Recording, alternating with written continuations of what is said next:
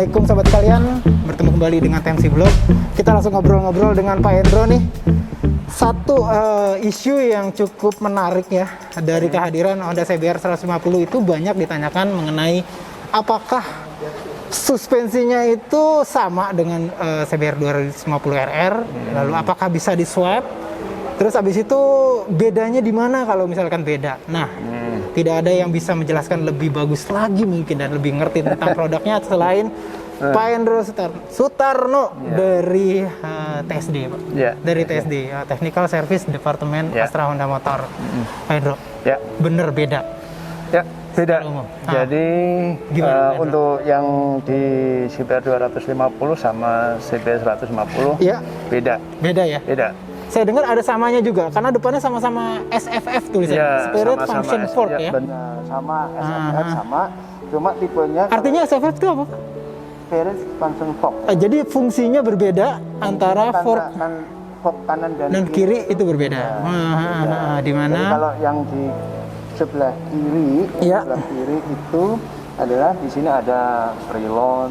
Ada compression ya, ada ribbonnya gitu. Cuma kalau yang di bagian sebelah kanannya itu dia hanya reaction aja dia. Itu hanya pair sama oli aja. Hanya soal pair dan oli aja ya, artinya gitu. Nah, bedanya katanya ada di BP-nya itu, ada tulisan Big Piston. Piston, betul. Itu benar nggak Pak? Seperti yang pernah juga TMC Blog infokan bahwa memang di pistonnya itu yang berbeda di apa? Di dimensi ya. Betul. Jadi kalau yang di CBR 150 ini adalah menggunakan big piston. Teman-teman bisa lihat nanti ada gambarnya juga di sini. Kalau yang di CBR 250 dia menggunakan. Ini Pak bedanya ya? Nah ini ya. Ya betul. Ini contohnya yang di 250 RR. 250 menggunakan big piston, ini menggunakan secara umum ini di sini diameternya lebih besar. Besar dibandingkan dengan yang 250. 250. Namun kalau yang di sini hanya menggunakan satu piston. Satu piston, satu silinder ya. Kalau yang di 2,5 di sini dia menggunakan dua piston kecil. Ada silinder kecilnya. Dua silinder kecil. Silinder yang kecilnya gitu ya. Betul. Itu ya. Itu cartridge-nya di belah mana? Cartridge-nya bawah. Oh iya benar yang bagian bawah. Nah ini adalah silinder yang satu, ini silinder dalam, ini silinder luar. Iya. Ini kalau antara dua ini BP dengan yang biasa ini punya karakteristik sendiri-sendiri. Kalau yang di sini stabilitas pengeremannya lebih bagus. Oh ini untuk pengereman ya. Kemudian lebih responsif. Kemudian kalau yang tipe cartridge di sini untuk corneringnya dia lebih bagus. Oh.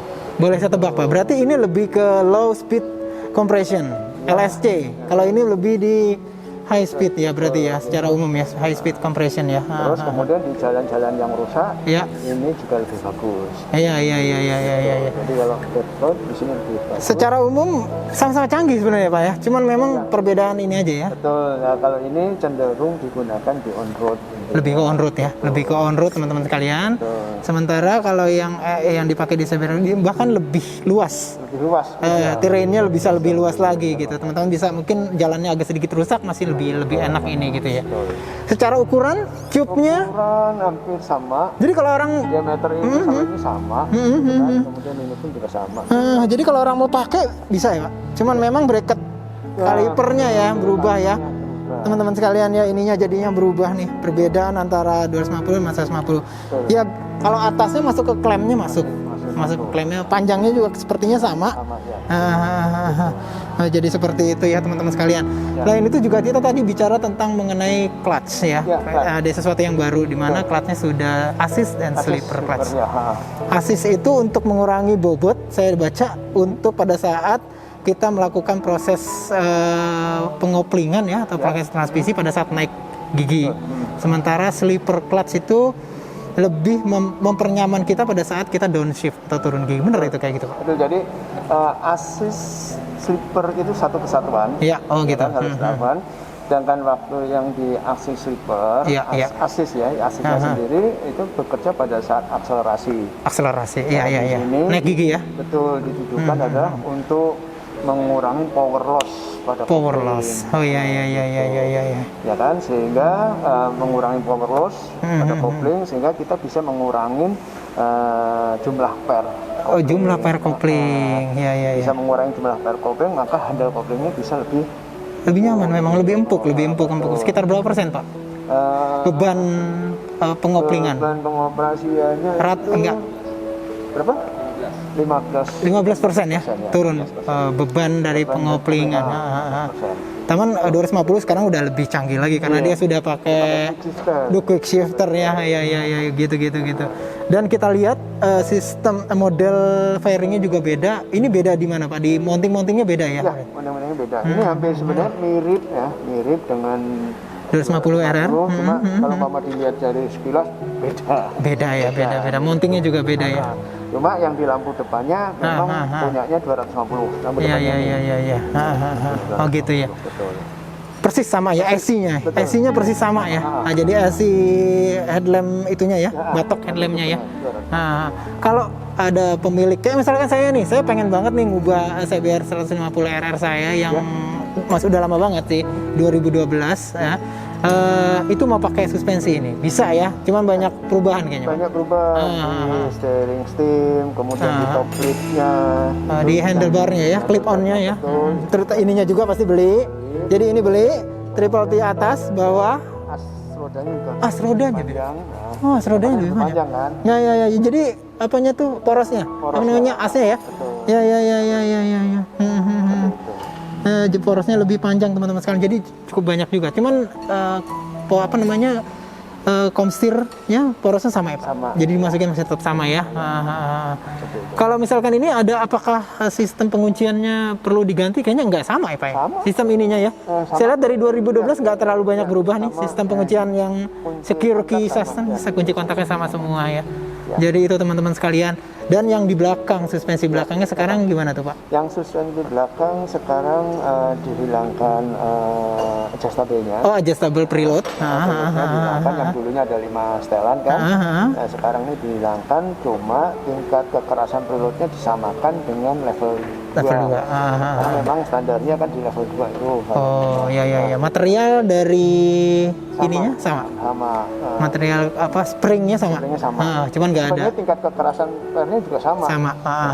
Dan dia masih link juga, link-linknya masih sama ya. Cuma di bagian compression sama ribbonnya dia lebih empuk.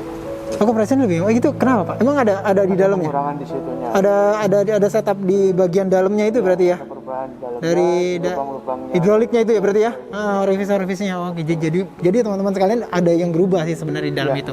Walaupun memang setup atau variasi dari preloadnya berubah banyak ya.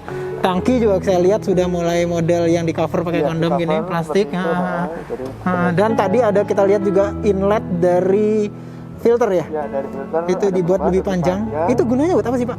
Supaya isapan daripada udara itu lebih fokus lagi ke ruang bakar. Iya sih, memang kebanyakan kalau dibuat pendek gitu resiko mampet karena kita suka biasanya jas hujan atau lap-lap di situ, jadi itu bikin mampet. Kalau panjang gitu. Diarahin, ada cover inletnya. Ada cover ya di ujungnya ya, kayak ada udara benar-benar diarah. Jadi itu proteksi juga sih saya lihat ya. Kita udah proteksi juga supaya dia nggak kebanyakan gitu ya. Secara umum dari depan ke belakang bodywork beda banget ya. Terutama juga spionnya sekarang udah 360 derajat saya lihat. Muternya bisa panjang ya. ECU sama persis. ECU settingannya berubah di mappingnya. Karena ada assist clutch itu? Karena sepeda motor ini kan lebih berat dibanding yang sebelumnya. Oke. Lebih berat 2 kilo daripada sebelumnya. Namun untuk performanya semuanya sama dengan sepeda motor yang sebelumnya. Oh iya. Maka dari itu ada perubahan di bagian inlet sama di bagian ECU-nya. Di bagian inlet dan di bagian ECU. Dan di mufflernya juga ada perubahan. Jadi 3. Jadi 3 sekarang. Oke, dari ya kan, inlet sama ECU. Itu untuk menyamakan performanya sama, tapi motornya lebih berat. Maksudku ini Pak, chamber dari muffler jadi 2 kalau nggak salah ya? Dari 3 jadi 2 apa 2 jadi 3? Tetap sama. Suaranya kok bisa kelihatan lebih ngebas? Yang di muffler? Ya, di muffler memang chambernya? Kalau chambernya saya nggak begitu. Dengar-dengar waktu launching kemarin sih ada sedikit perubahan dari chamber yang orang Jepang ya, waktu itu dia bilang ada perubahan. Chambernya diubah dari 3 jadi 2, jadi makanya suaranya lebih ini ya. lebih ngebas ya. Frekuensinya lebih tinggi. Nah, itu aja teman-teman sekalian. Kita kupas tadi dengan Pak Hendro secara teknis apa aja yang berubah. Yang pasti bodywork berubah total mengikuti dari konsep desain total control ya 2000 yang CBR 250 RR, suspensi depan berubah upside down SFF BP. Tadi Pak Hendro juga udah menjelaskan perbedaan dan karakteristik dan apa aja sih yang bisa diperoleh di suspensi ini. Suspensi belakang juga berubah, terus tadi ECU berubah dan juga transmisi yang sudah menggunakan assist and slipper clutch. Itu aja, mudah-mudahan teman-teman sekalian tercerahkan melalui video ini. Oh iya Pak, satu pertanyaan lagi. Mengenai masalah yang bunyi-bunyi di yang kelotok-kelotok itu apa sih Pak sebenarnya?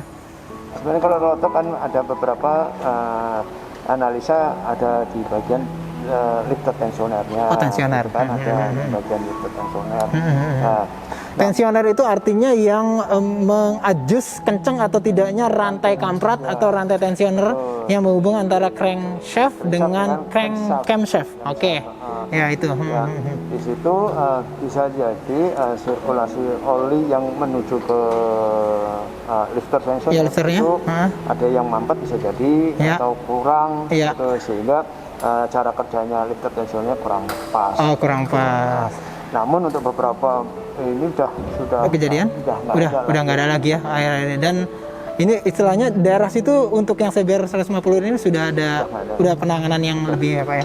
Jadi seperti itu teman-teman sekalian. Pertanyaan terakhir tadi mudah-mudahan juga cukup bisa menjawab kekepoan teman-teman sekalian. Itu aja. Mudah-mudahan kita bisa bertemu kembali di vlog selanjutnya. Saya dan Pak Hendro mohon diri. Assalamualaikum warahmatullahi wabarakatuh.